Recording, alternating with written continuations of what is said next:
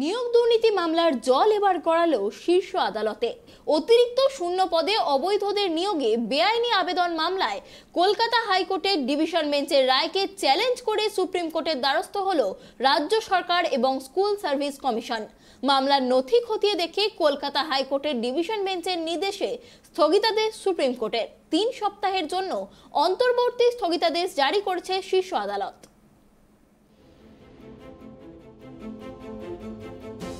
নিয়োগ দুর্নীতি মামলায় সুপ্রিম কোর্টে স্বস্তি পেল রাজ্য সরকার। বেনামি নিয়োগ নিয়ে কলকাতা হাইকোর্টের বিচারপতি অভিজিৎ গঙ্গোপাধ্যায়ের নির্দেশে স্থগিতাদেশ জারি করল শীর্ষ আদালত। একই সঙ্গে জানানো হয়েছে ওই নিয়োগ নিয়ে আপাতত সিবিআই তদন্ত নয়।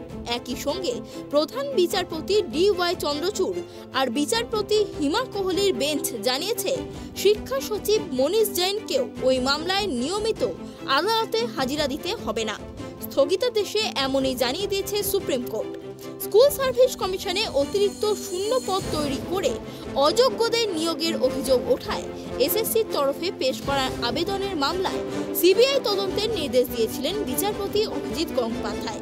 সেই অতিরিক্ত শূন্য পদ তৈরি করার সিদ্ধান্ত কার মস্তিষ্ক প্রসূত সে ব্যাপারে তদন্ত করুক সিবিআই। রাজ্যের অস্বস্তি বাড়িয়ে এরকমই নির্দেশ দিয়েছিলেন বিচারপতি গঙ্গোপাধ্যায়। তিনি রাজ্যের শিক্ষা সচিব মনীষ জৈনকে আদালতে হাজিরার নির্দেশ দিয়েছিলেন।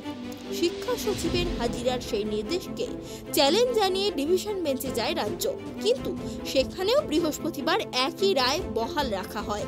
এরপর বৃহস্পতিবার সেই রায়কে চ্যালেঞ্জ করে সুপ্রিম কোর্টের দ্বারস্থ হয় রাজ্য সরকার। শুক্রবার সকালে তার শুনানি হওয়ার কথা ছিল, আর সেই শুনানির ব্যাপারেই এবার স্বস্তি পেল রাজ্য। হাইকোর্টে ওই মামলায় বিচারপতি গঙ্গোপাধ্যায়ের একাধিক নির্দেশে স্থগিতাদেশ দিল শীর্ষ আদালত।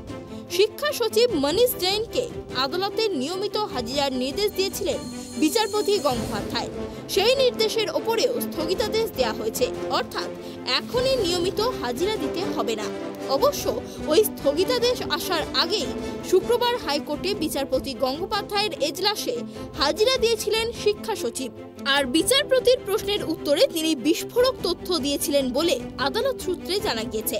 মনীষ জৈন আদালতে জানিয়েছেন ক্যাবিনেটের সিদ্ধান্তের ভিত্তিতেই ওই অতিরিক্ত শূন্য পদ তৈরি করা হয়েছিল। শিক্ষা সচিবের বক্তব্যে এভাবে গোটা রাজ্য মন্ত্রিসভার নাম জড়িয়ে যাওয়ায় মামলাটিতে নিঃসন্দেহে নতুন মাত্রা যোগ হলো। Bureau report, tribe TV.